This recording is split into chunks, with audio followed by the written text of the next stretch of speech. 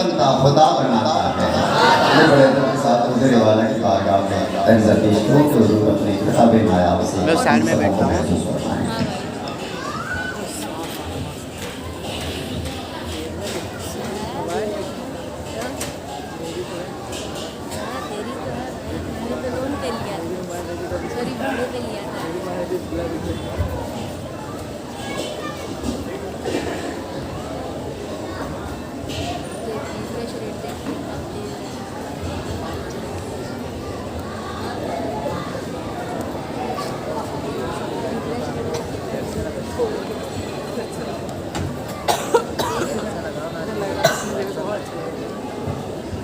میں بڑے ادب کے ساتھ گزارش کروں گا ہمارے بڑے افراد و احباب سے آپ کے بغل میں اگر کوئی بچہ ہے تو ان بچوں کی آواز کو کم کرا دیں۔ باہر والے جو افراد ہمارے کاروباری دکاندار ہیں، اللہ کے واسطے اللہ خوب برکتیں آپ کو دے گا ذکر پیغمبر کے صدقے میں۔ آپ کی بھی آوازیں بہت آ رہی ہیں، بہت قیمتی شخصیت ہمارے اور آپ کے مابین اس وجہ بازار ہے۔ میں گزارش کروں گا کہ اللہ کے واسطے آپ بھی اپنے کاروبار کو تھوڑا سا سلو کرتے ہیں، وہ چیز جس کی آواز یہاں تک آ رہی ہے تمام کرتے رہیں۔ آپ اگر وہ آواز آپ کی کڑاہی یہاں تک نہ آئے تو بڑی مہربانی اور بہادری ہوگی۔ جل سے یوں ہماری یہ بجلی میں نہیں آتی، اس کے پیچھے مہینوں کی محنتیں ہوتی ہیں، تب ایسے ذات و شخصیت کے مالکان ہم بڑے نور کے رحل پر سر کر کے بیٹھتے ہیں، بڑی محنتیں ہیں۔ میں بھائی محترم ندیم اشر اور ان کے والد بزرگوار اشر بیڑاچی صاحب کو پھر ٹیم کو مبارکباد پیش کرتا ہوں۔ ہاتھ جوڑ کے ادب کے ساتھ آخری بار پھر سے گزارش کرتا ہوں کہ شور شرابے کی دل کی آواز آپ کی جانب سے نہ آئے، تو یہ بڑی نوازش اور آپ کی کرم فرمائے ہوں۔ اور خواتین ہماری ماں بہنیں، ہماری بیٹیاں جو پردے کی آڑ میں بیٹھ کر کے مدینے والے آقا کا ذکر سن رہی ہیں، میں مبارکباد پیش کرتا ہوں انہیں اور گزارش کرتا ہوں کہ آپ کے درمیان سے بچوں کی آواز بھی یہاں تک نہ آئے۔ حضور امیر جمہوریت اسلامی کا خطاب ہونے جا رہا ہے۔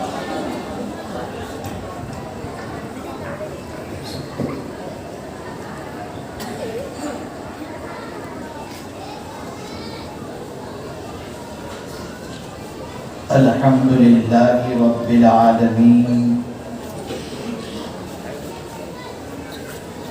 والعاقبۃ للمتقین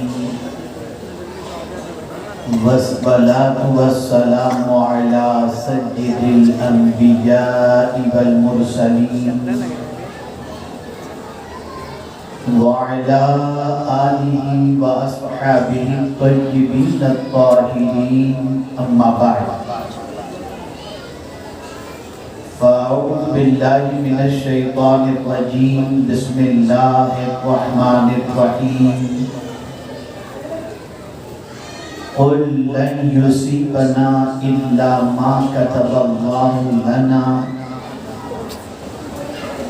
وَهُوَ مَوْلَانَا وَعَلَى اللَّهِ فَلْيَتَوَكَّلِ الْمُؤْمِنُونَ۔ صدق اللہ العظیم۔ قابل قدر علماء ذوی احترام،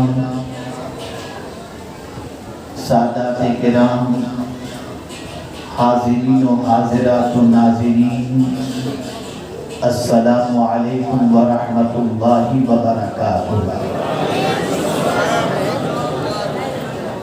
میرے پیارے آقا صلی اللہ تعالی علیہ وسلم کے پیارے دیوانوں اور خواتین اسلام،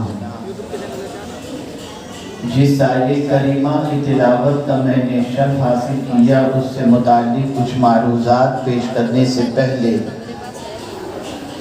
آقا کریم رؤوف رحیم علیہ التحیۃ والتسلیم کی بارگاہ بے کس پناہ میں جس طریقے سے میں پڑھاؤں، عقیدت و محبت میں ڈوب کر اسی طریقے سے درود و سلام کا نذرانہ پیش کریں۔ الصلاۃ والسلام علیک یا رسول اللہ،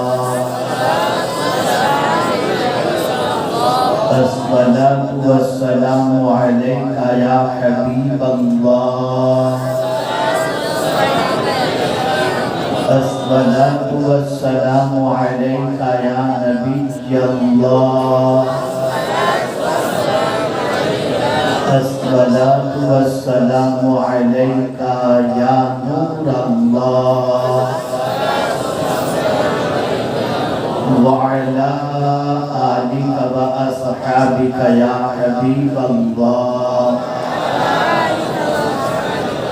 صلى الله تعالى عليك وسلم. میرے پیارے آقا صلی اللہ تعالی علیہ وسلم کے پیارے دیوانوں، ایک طویل عرصے کے بعد اس علاقے میں حاضر ہوا ہوں. ہے تو یہ ممبئی ہی کا علاقہ، لیکن یہاں پہنچنے میں کئی سالوں کے بعد مجھے سعادت نصیب ہوئی. مجھ سے پیشتر محب گرامی حضرت مولانا عبدالستار صاحب قبلہ سے آپ نے ایمان افروز خطاب سماعت فرمایا، اور مجھے آج جب یہاں آنے کی دعوت محب گرامی شاعر اسلام اشہر بہرائچی صاحب نے دی تھی، تو ان کو انکار کرنا میرے لیے اس لیے بھی مشکل تھا کہ میں ان کی نعت اس وقت سے سنتا ہوں جب یہاں نعت پڑھنے والوں کی قلت تھی. یہ بڑے قدیم نعت خواں ہیں اور ان کی زندگی کا بیشتر حصہ نبی کی نعت سننے سنانے میں گزرا ہے. اللہ رب العزت انہیں دراز کی عمر بالخیر عطا فرمائے اور پروردگار ان کے درد و سوز کے اندر اضافہ فرمائے. ہمارے یہاں محفلوں کا انعقاد ہوتا ہے، عرس کی تقاریب منائی جاتی ہیں، ثواب تو دامن میں جمع کر لیا جاتا ہے، لیکن جس بزرگ کے نام کا عرس منایا جاتا ہے ان کی زندگی پر عمل کرنے کا کوئی جذبہ پیدا نہیں کرتا.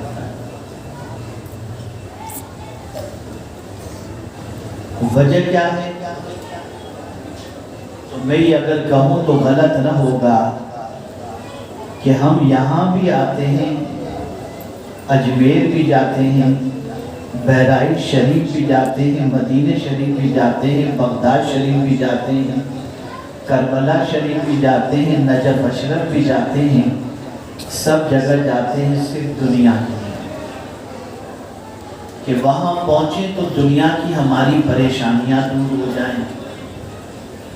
وہاں پہنچ کر کے بچی کی شادی کے حوالے سے دعا کر دیں، وہاں پہنچ کر کاروبار تیزی سے چلنے لگے اس کی دعا کر لیں، وہاں پہنچ کر قرض اتر جائے اس کی دعا کر لیں. شاید ہی کوئی بارگاہوں میں اس لیے جاتا ہو کہ وہاں پہنچ کر ہم اپنی آخرت کو سنوارنے کی دعا کریں. ہماری سوچ اتنی بودی ہو چکی ہے، دنیا دنیا دنیا دنیا، یہاں تک کہ نماز کی حالت میں بھی دنیا، قبرستان میں جانے کے بعد بھی دنیا، مدینے جانے کے بعد بھی دنیا، اور کعبہ شریف کے سامنے جانے کے بعد بھی دنیا دنیا دنیا. اس کے علاوہ کچھ نظر نہیں آتا. کیا 6 فروری کو ہم نے نہیں دیکھا کہ دنیا کا انجام کیا ہے؟ ترکیہ کے زلزلے نے اور سیریا کے زلزلے نے ہماری آنکھیں کھول دی. بناؤ تم کو جتنے منصوبے بنانے ہیں، لیکن ہوگا وہی جو میں چاہوں گا. کیا کسی کو خبر تھی کہ رات سونے والے زندگی بھر کے لیے سو جائیں گے؟ کیا کسی کو خبر تھی کہ جن بنگلوں کو تعمیر کیا گیا ہے اس کے اندر رہنے کا موقع بھی نہیں ملے گا؟ نہیں، کسی کو خبر نہیں.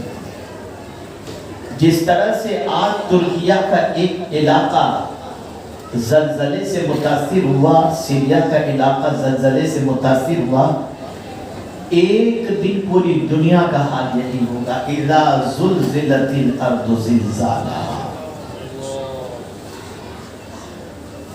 ساری زمینیں ہلا دی جائیں گی اور ساری دنیا ویران ہو جائے گی. ایک مقام تو کیا، ایک درخت بھی زمین پر نہیں ہوگا، سناٹا، سب فنش۔ ہم نے کبھی سوچا اس کے بارے میں؟ مجھ سے بلکہ میرے پاس کچھ لوگوں نے واٹس ایپ بھیجا کہ پیشن گوئی ہے کہ 48 سے 72 گھنٹے میں ہندوستان، پاکستان، افغانستان اور 9 دوسرے ملکوں میں اسی طریقے کا زلزلہ آئے گا۔ حضرت اس کے بارے میں دعا کیجیے۔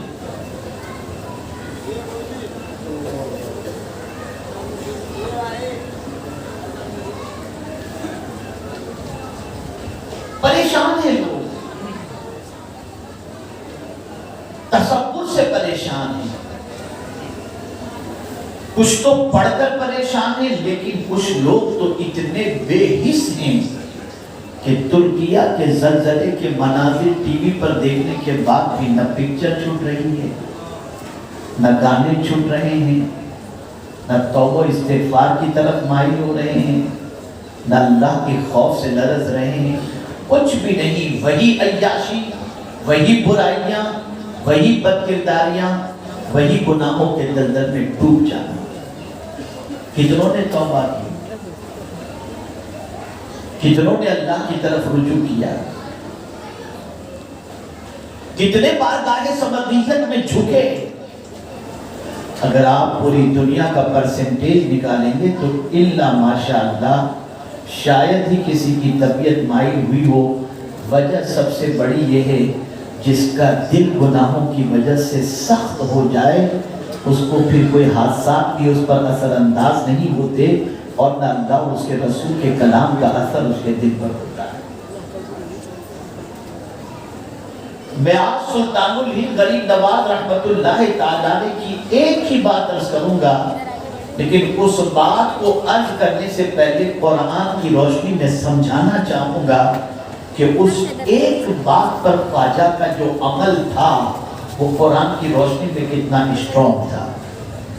لیکن میں اپنی گفتگو کو اسی وقت صحیح طور پر آگے بڑھا سکوں گا جب میرے سامنے بیٹھے ہوئے بچے اور پیچھے حضرات جو ذمہ داران ہیں دور تک، وہاں جو بچے آمد و رفت کرتے ہیں اور شور شرابہ کرتے ہیں، انہیں چپ کرا دیں، اس لیے کہ آپ جانتے ہیں کہ میں جب گفتگو کرتا ہوں تو مجھے بالکل خاموشی کی ضرورت ہوتی ہے، اس لیے کہ میری عادت ہے کہ میں چاہتا ہوں کہ کچھ ایسی مفید باتیں کانوں سے ٹکرائیں جس پر عمل کرنے کے بعد دنیا بھی سنور جائے اور آخرت بھی سنور جائے۔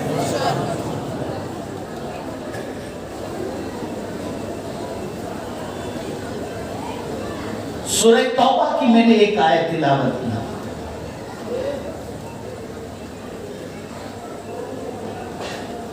جس میں رب قدیر اپنے محبوب صلی اللہ علیہ وسلم سے ارشاد فرماتا ہے، قل، تم کہتے۔ یہاں یہ بات ہمیشہ کے لیے ذہن میں رکھنا، جب قرآن مقدس میں قل کہا جائے تو اب یہ حضور ہی کہہ سکتے ہیں، کوئی دوسرا نہیں کہہ سکتا، اس لیے کہ یہ حکم حضور کو دیا جا رہا ہے، قل، تم کہو۔ اب ہر کوئی یہ بات نہیں کہے،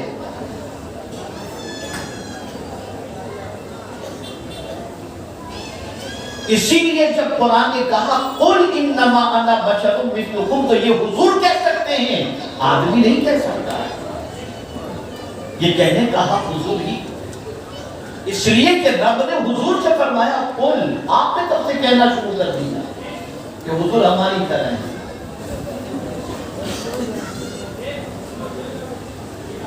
تو رب نے فرمایا قل، تم کہہ دو، لن یصیبنا الا ما کتب اللہ لنا،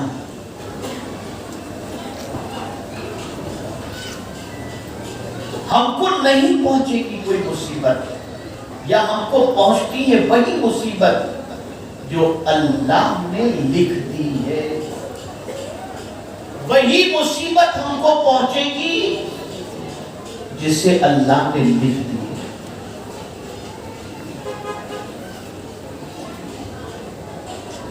اگر اللہ نے مصیبت نہیں لکھی تو نہیں آئے گی، اور اللہ نے مصیبت لکھ دی ہے تو کوئی ٹال نہیں سکتا۔ یہ تقدیر کا سب سے بڑا مسئلہ ہے، اور اسے ہمیشہ کے لیے ذہن کے اندر محفوظ رکھنا چاہیے۔ یہاں سے یہ بات سمجھ میں آئی کہ مصیبتیں آنے سے پہلے لکھی جا چکی ہیں، اور جب لکھی جا چکی ہیں تو وہ آئیں گی، اور اگر نہیں لکھی تو کوئی مصیبت نہیں آئے گی۔ اب اس کو میں ترکیہ کے معاملات کو سامنے رکھ کر سمجھاؤں۔ یوٹیوب پر آپ نے مناظر دیکھے ہوں گے، ننھے ننھے بچے ملبے کے نیچے سے 3 دن کے بعد زندہ نکل رہے ہیں۔ پانی کے بغیر بچہ جی نہیں سکتا، کھانے کے بغیر بچہ جی نہیں سکتا، لیکن اللہ نے زندگی لکھی تھی تو کوئی مار نہ سکتا۔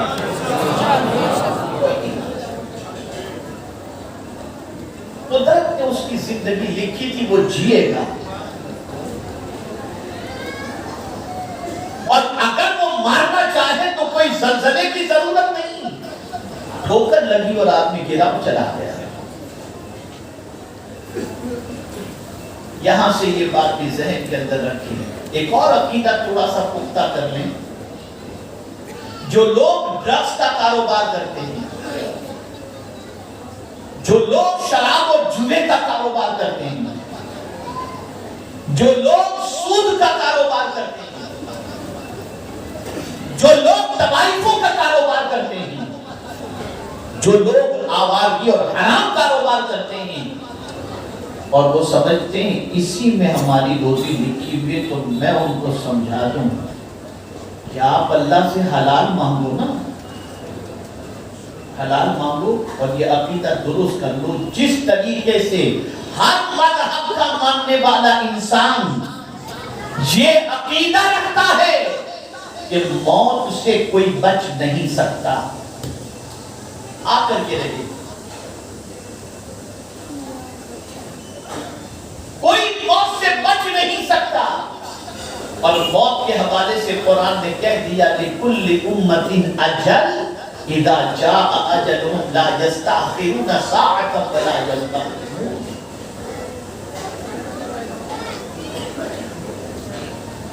اور پھر موت کی جگہ نہیں بتائی گئی، کہاں مرو گے کوئی نہیں جانتا۔ مَا تَدْرِي نَفْسٌ بِأَيِّ أَرْضٍ تَمُوتُ، کہ زمین پر تم مرو گے تمہیں نہیں معلوم۔ حضرت سلیمان علیہ السلام کے پاس ایک شخص موجود تھا، آپ بھی تشریف فرما تھے۔ حضرت اسرائیل علیہ السلام لباس بشری میں تشریف لائے، اس کو گھر رہے تھے۔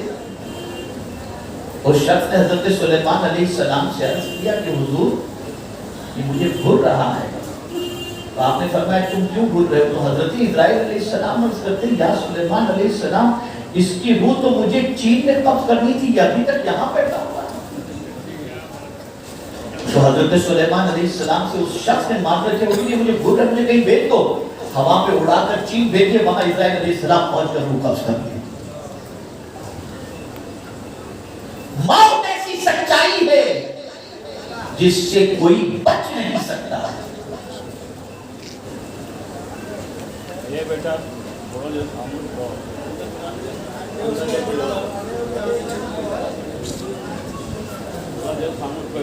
ایک مرتبہ درود اللهم صل على سيدنا مولانا محمد معدن الجود والكرم وآله وصحبه وسلم۔ موت ایسی سچائی ہے کہ دنیا کا کوئی انسان اس سچائی سے انکار نہیں کر سکتا۔ آئیے میں تھوڑا سا سمجھاتا ہوا چلوں۔ میرے ایک دوست تھے، ان کے غیر مسلم پارٹنر تھے، اس دوست کی پوزیشن کینسر کی وجہ سے بڑی سخت تھی، جہاں بدک تھے، جہاں کلی کا عالم تھا، اور وہ غیر مسلم کاروباری لوگ ان کو دیکھنے کے لیے گئے تھے۔ میں بھی پہنچا، اور دیکھ کر کے جب میں لوٹا تو اس دوست کے بھائی نے مجھ سے کہا ڈاکٹر کہہ رہا ہے 5 لاکھ روپے کا ایک انجیکشن دو گے تو کچھ تھوڑی سی طبیعت اسٹیبل ہو سکتی ہے، حضرت آپ کو کیا لگتا ہے؟ میں نے کہا بھئی سکرات جیسی پوزیشن مجھے لگ رہی ہے، آگے آپ کی مرضی کی بات ہے، لیکن وہ غیر مسلم حضرات کھڑے تھے تو میں نے پھر سمجھانا شروع کیا موت کے بارے میں، غور سے سنیے گا۔ میں نے کہا اگر آپ یہ تصور کرتے ہو کہ اسے موت سے بچا لے جائیں گے، نہیں بچا سکتے، موت اس کے وقت پر آئے، اور یہی وہ وقت ہے جہاں طاقتور بھی خدا کے سامنے جھکنے کے لیے مجبور ہو جاتا ہے۔ کس طریقے سے؟ اس کو قرآن نے مینشن کیا، فَلَوْلَا إِذَا بَلَغَتِ الْحُلْقُومَ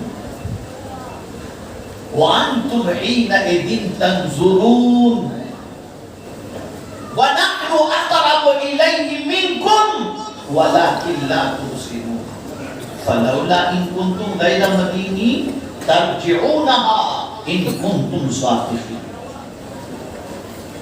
قرآن کہہ رہا ہے جب وہ حلق میں اٹکتی ہے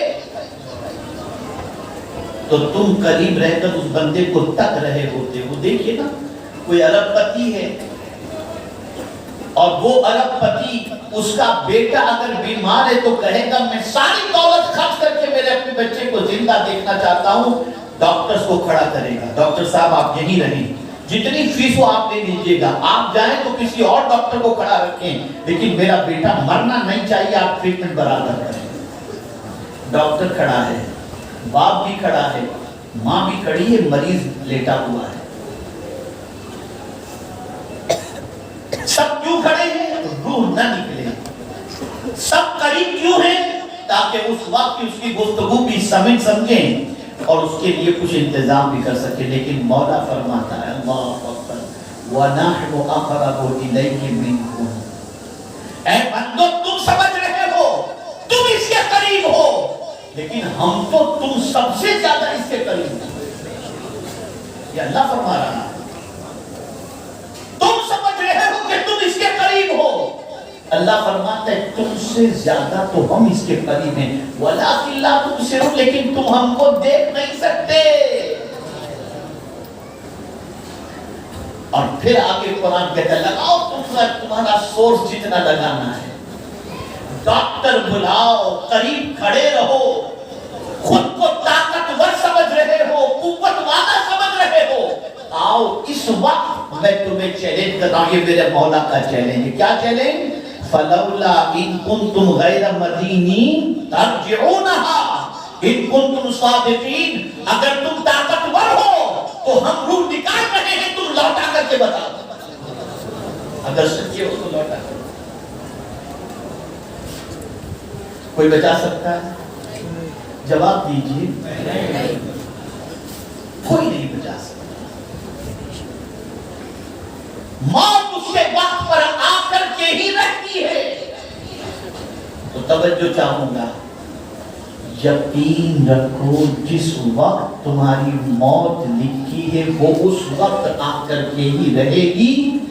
ایسے ہی آج کے اس جلسے کے اندر سب یہ بات ذہن کے اندر رکھو، تمہاری تقدیر میں اللہ نے جتنا رزق لکھا ہے وہ تم کو مل کر کے ہی رہے۔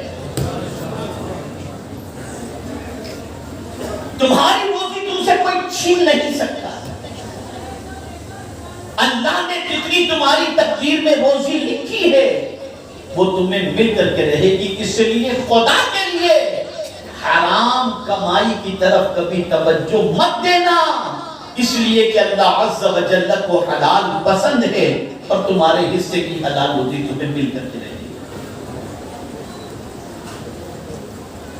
تو قرآن کہتا ہے قُلْ لَن يُصِيبَنَا إِلَّا مَا كَتَبَ اللَّهُ لَنَا، مگر وہی تمہیں پہنچے گا، وہی ہم کو پہنچے گا جو کچھ اللہ نے ہمارے لیے لکھ دیا۔ دنیا تمہیں مصیبت دینا چاہے اور اللہ نہ چاہے تو کچھ نہیں،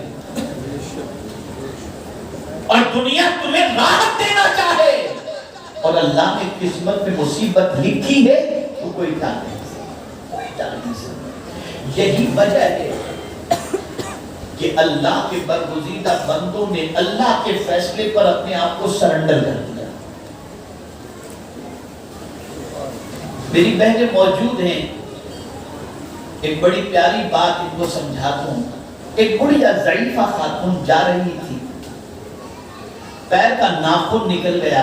میں اکثر یہ واقعہ بیان کرتا ہوں جب موضوع کی مناسبت سے آ جاتا ہے. پیر کا ناخن نکل گیا, وہ مسکرا رہی ہے. ناخن کے نکلنے پر درد ہوتا ہے, ناخن کے نکلنے پر تکلیف ہوتی ہے, لیکن وہ بڑھیا مسکرا رہی تھی. لوگوں نے کہا مائی تجھے درد نہیں ہوتا؟ تو جواب میں کہتی ہے نہیں مجھے کچھ بھی نہیں. کہا میں مسکرا کیوں رہی ہوں؟ تو اس کا جواب سنیے. وہ کہتی ہے اچھا یہ بتاؤ کیا میں چاہتی تھی میرا ناخن نکلے؟ لوگوں نے کہا نہیں. کہا پھر کس کے چارے سے ناخن نکلا؟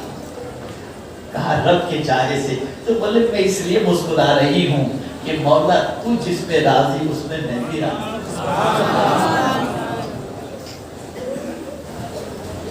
اگر لکھی بھی مصیبت ہے کوئی ٹال نہیں سکتا.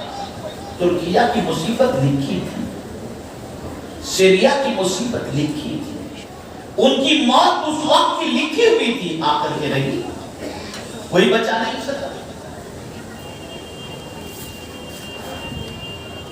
اب جب مصیبت, پریشانیاں, تکالیف تقدیر میں لکھی ہوئی ہیں اور ہم تقدیر پڑھنے کی طاقت بھی نہیں رکھتے کہ کیا لکھا ہوا ہے کیا نہیں لکھا, کل مصیبت آئے گی کہ راحت ہمیں نہیں معلوم, تو ہمیں کیا کرنا چاہیے؟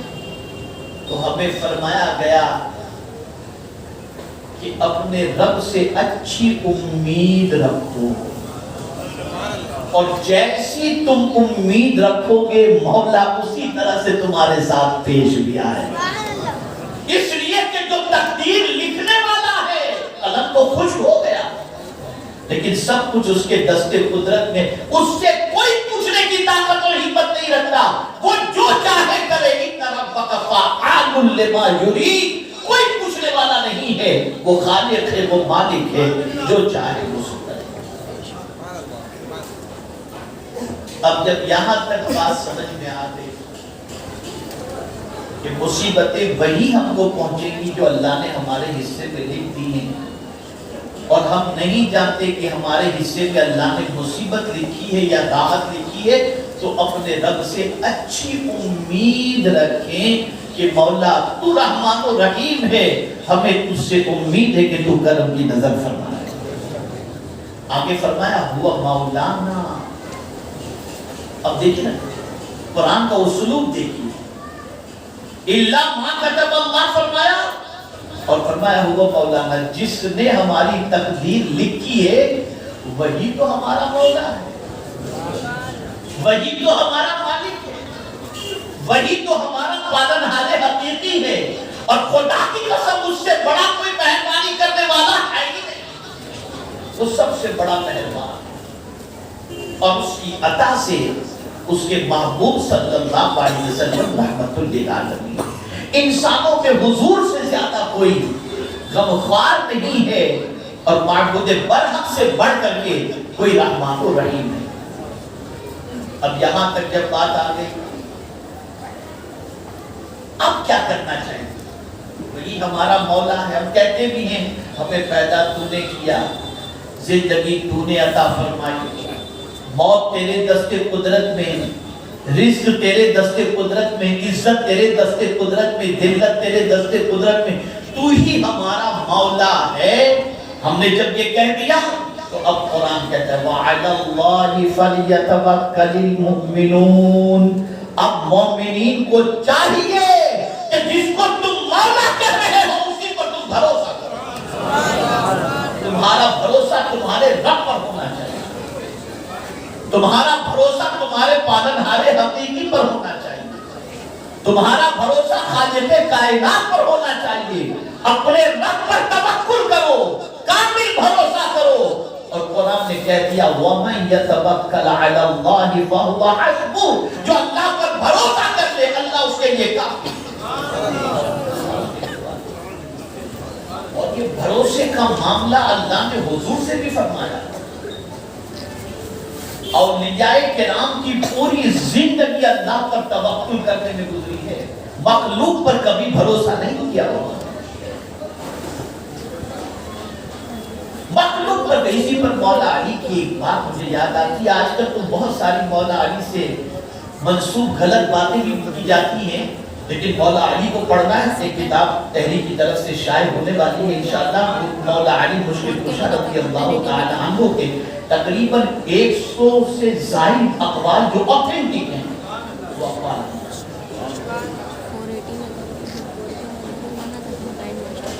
مولا علی کا قول اتنا پیارا ہے، یاد رکھو. ارشاد فرماتے ہیں توکل کے بارے میں، اللہ پر بھروسے کے بارے میں. فرماتے ہیں جو تمہارے پاس ہے، توجہ چاہوں گا، جو تمہارے پاس ہے اس پر بھروسہ کرنے کی بجائے جو رب کے پاس ہے اس پر بھروسہ کرو. اس لیے کہ تمہارے پاس تو کل ختم ہو جائے گا اور مولا کے پاس تو کبھی ختم ہونے والا ہے ہی نہیں.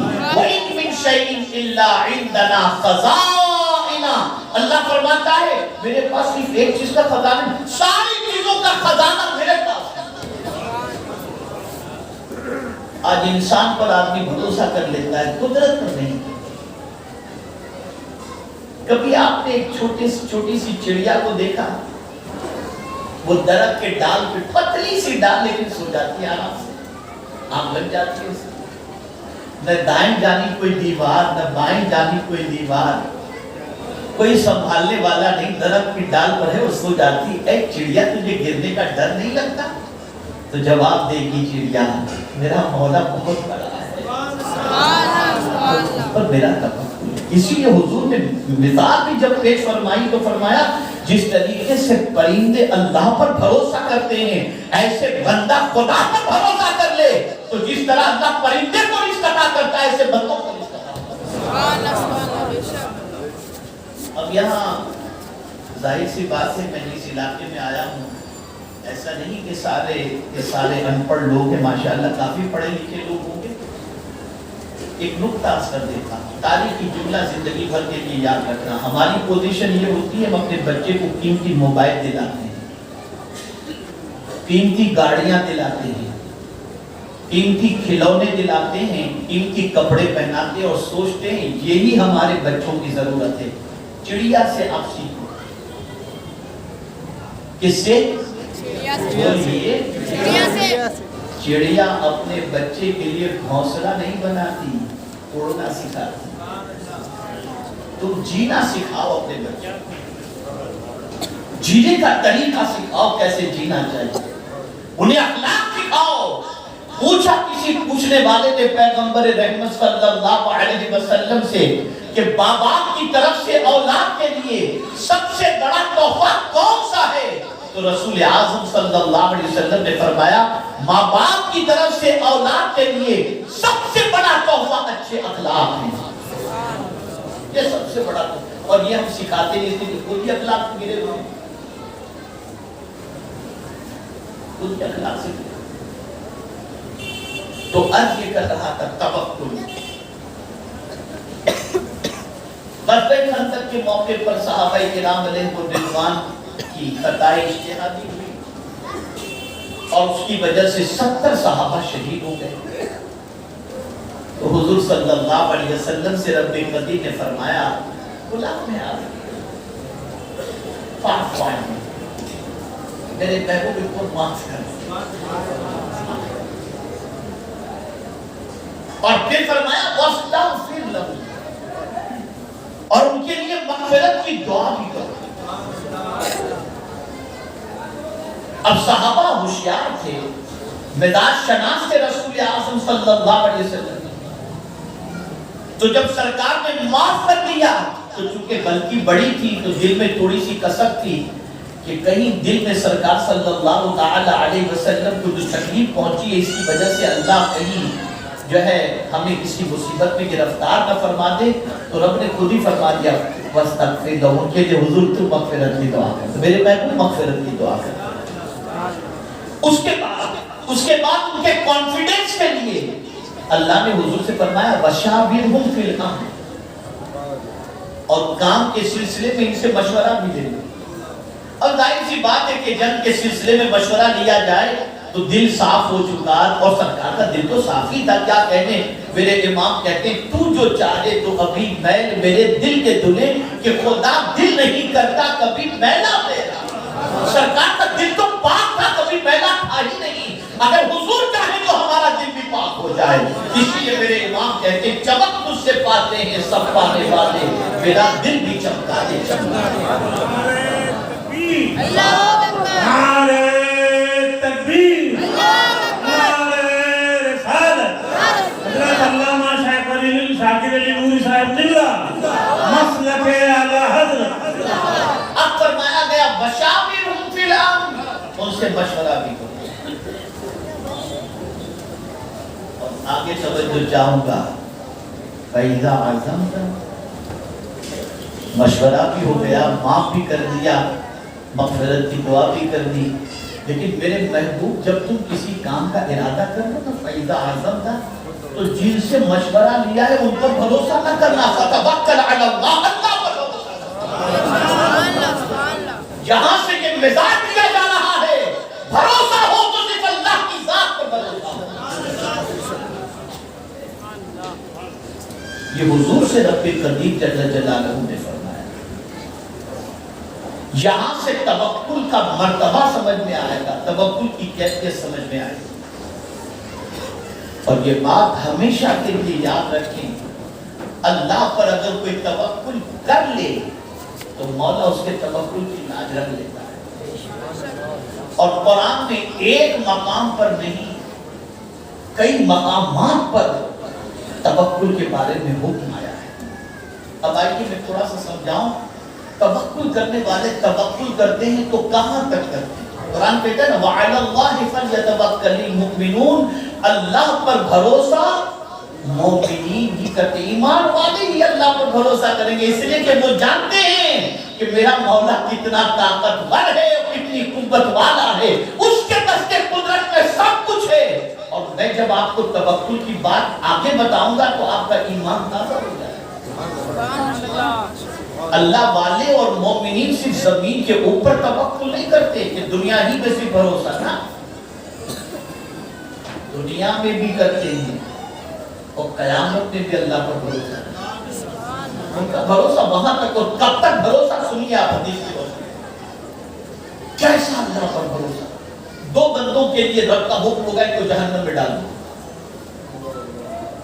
دو بندوں کو رب فرمائے گا کہاں ڈال دو؟ بولیے جہنم۔ ایک دوڑتا ہوا جہنم کی طرف جائے گا، تو جہنم کی طرف دوڑتے ہوئے جائے گا، دوڑتے ہوئے جائے گا۔ دوسرا آہستہ آہستہ جائے گا، مڑ مڑ کے دیکھے گا۔ رب فرمائے گا فرشتوں سے بلاؤ دونوں بلائے جائیں گے۔ پہلے والے سے پوچھا جائے گا جہنم کوئی اچھی جگہ تو نہیں ہے، تو دوڑ کر جہنم کی طرف کیوں جاتا ہے؟ جواب میں وہ کہے گا مولا زندگی بھر تو تیری بات نہیں مانی، یہاں میں نے سوچا چلو ایک بات تو مانوں، شاید تیرا کرم ہو جائے، اس لیے تیزی سے دوڑ کر جا رہا ہوں۔ مولا فرمائے گا لے جاؤ اسے جنت میں ڈالا۔ دوسرے سے پوچھا جائے گا مڑ مڑ کے کیوں دیکھ رہا تھا؟ وہ جواب میں کہے گا مولا سنا تھا کہ تیری رحمت بہت وسیع ہے، تو اس پر بھروسہ کرتے ہوئے پلٹ کے دیکھ رہا تھا، شاید تیری رحمت مجھے آواز دے دے۔ رب فرمائے گا لے جاؤ فرشتوں اسے جنت میں ڈالا۔ تو اللہ والے مومنین بھروسہ اس وقت تک بھی کرتے رہتے، ان کا بھروسہ اللہ سے ہٹتا ہے۔ اور آج اللہ پر بھروسہ، اللہ پر توکل تقریباً ختم ہو گیا۔ تقریباً بھروسہ کرو اللہ پر، لیکن یہ بھی یاد رکھیں ایک صحابی حضور صلی اللہ علیہ وسلم کی بارگاہ میں حاضر آئے اور عرض کرتے ہیں یا رسول اللہ صلی اللہ تعالی علیہ وسلم، میں اپنے اونٹ کو یا گھوڑے کو، جو بھی روایت ہوئی ہے میں مفہوم عرض کرتا ہوں، اپنی سواری کو اونٹے سے باندھ دوں اور اللہ پر بھروسہ کروں تو یہ صحیح ہے، اسے توکل کہا جائے گا، یا پھر کھلا چھوڑ دو اور اللہ پر بھروسہ کروں، اس کو توکل کہا جائے گا۔ آقا کریم صلی اللہ علیہ وسلم نے قیامت تک کے انسانوں کو توکل کا مزاج عطا فرمایا۔ ارشاد فرمایا تیرے بس کا کام تو کر لے، یعنی ٹوٹے سے تو باندھ لے، پھر اللہ پر بھروسہ کر۔ یہ نہیں کہ تم محنت نہ کر، گھر میں سویا پڑا رہے اور کہے تکیے کے نیچے سے لاکھوں نکل آئیں گے، یہ اللہ پر بھروسہ نہیں۔ نکل تو روزی کے لیے، نکلنا تیرا کام ہے، تیرے رب کا کام ہے۔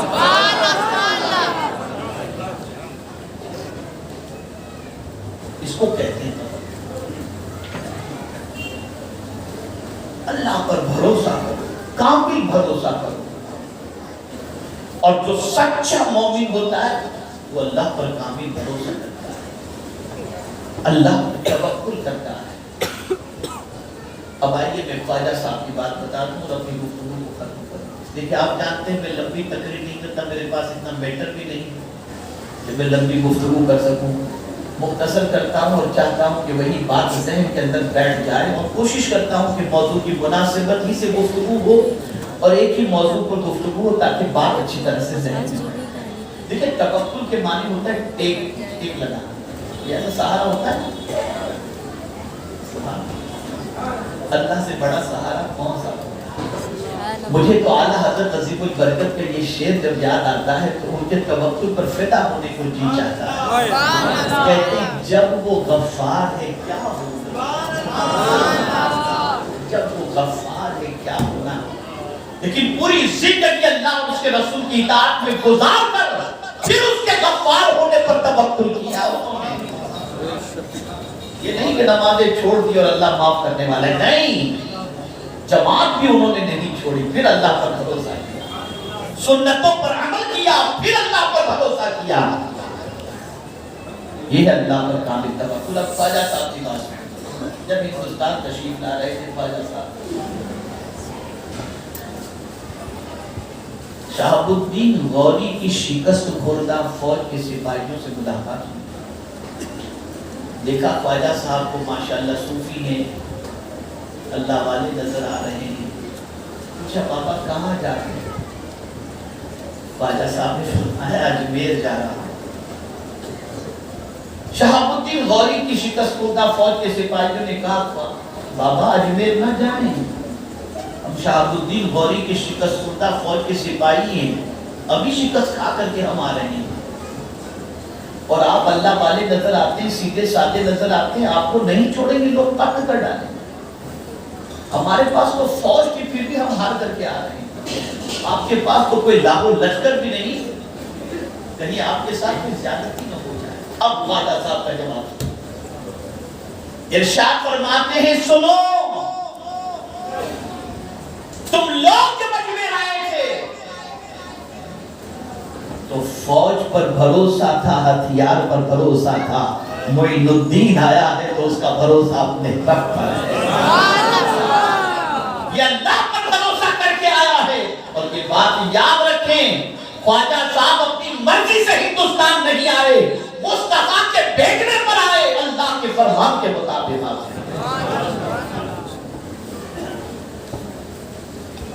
تو یہ توکل اللہ والوں کے اندر حوصلے پیدا کرتا ہے، توکل اللہ والوں کے اندر قوت ادا کرتا ہے۔ اور آج سب پر بھروسہ ہے، الیکشن کے موقع پر کینڈیڈیٹ گلی میں گھوم کر کہے گٹر کا پانی بند ہو جائے گا، بھروسہ ہے، سب کچھ ہے، سیاست سے مجھے کوئی اتنا اس پر، لیکن آپ دیکھیں ہم سب پر بھروسہ کرتے ہیں، نہیں کرتے تو صرف اپنے رب پر۔ مجھے یہاں پر حضرت حاجرہ رضی اللہ تعالیٰ عنہ کی بات یاد آتی ہے۔ اللہ بے سر و سامانی کا بے آب و گیا بازی، ایک انسان مکے میں نہیں، اور حضرت ابراہیم دودھ پیتے بچے کو اور اپنی بیوی کو لق دقش صحرا کے اندر چھوڑ کر جانے کے لیے تیار ہوتے ہیں۔ جانے لگے حضرت ابراہیم علیہ السلام بیوی اور بچے کو چھوڑ کر، کوئی دکان نہیں، کوئی مکان نہیں، کوئی انسان نہیں، کوئی انتظام نہیں، کچھ بھی نہیں، تو حضرت حاجرہ نے عرض کیا ابراہیم آپ اللہ کے خلیل ہیں، ایسی ہم کو بے آب و گیا باغی میں چھوڑ کر کے جا رہے ہیں؟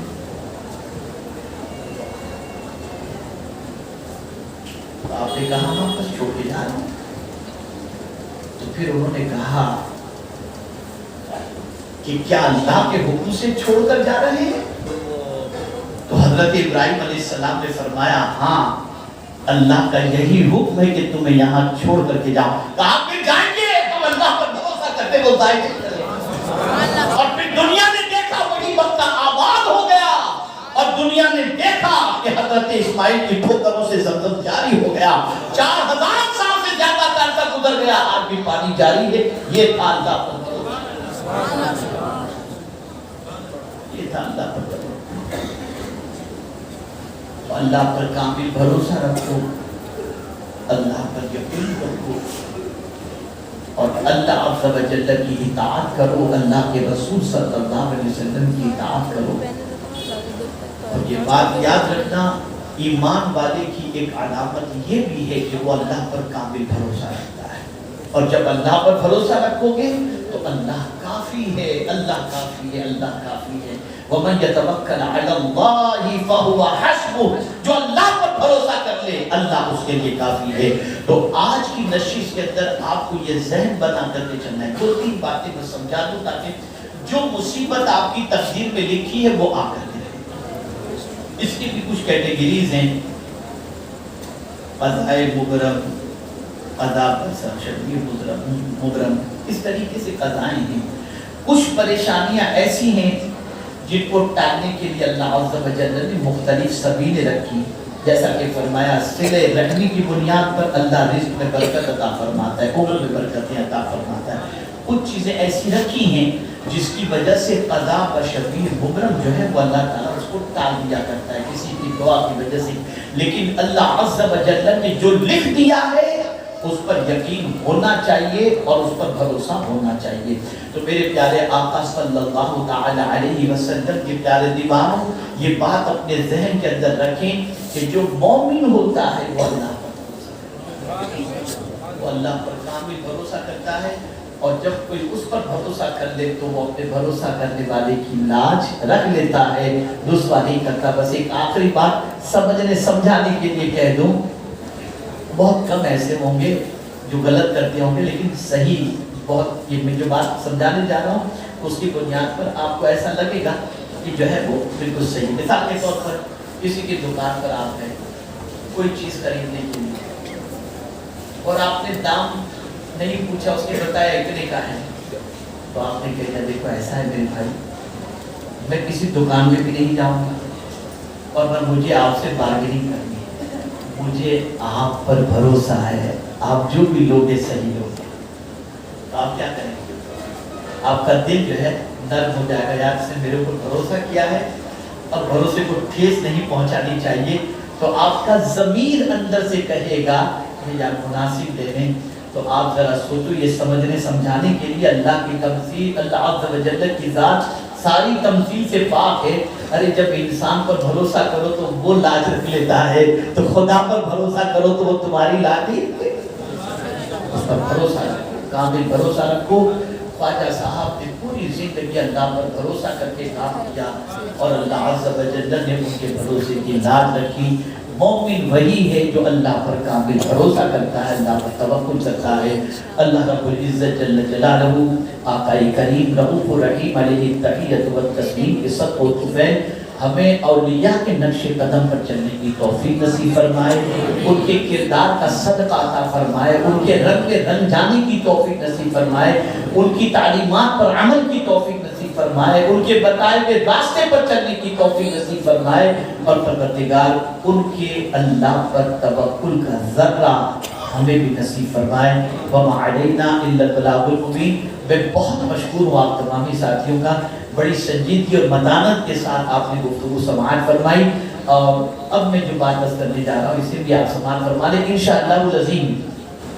کل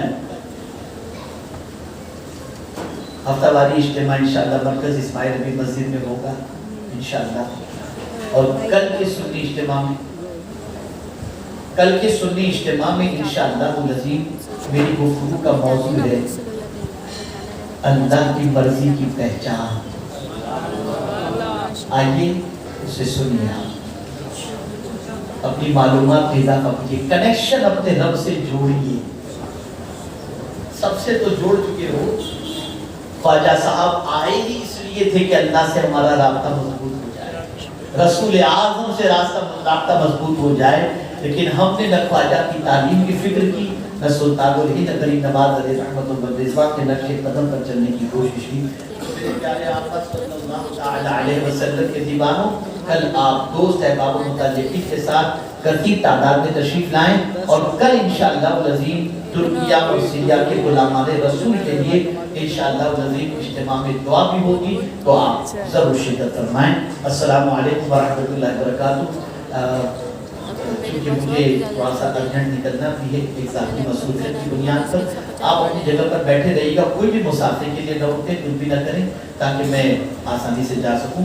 محمد یونس انصاری صاحب بیمار ہیں، دعا فرمائے.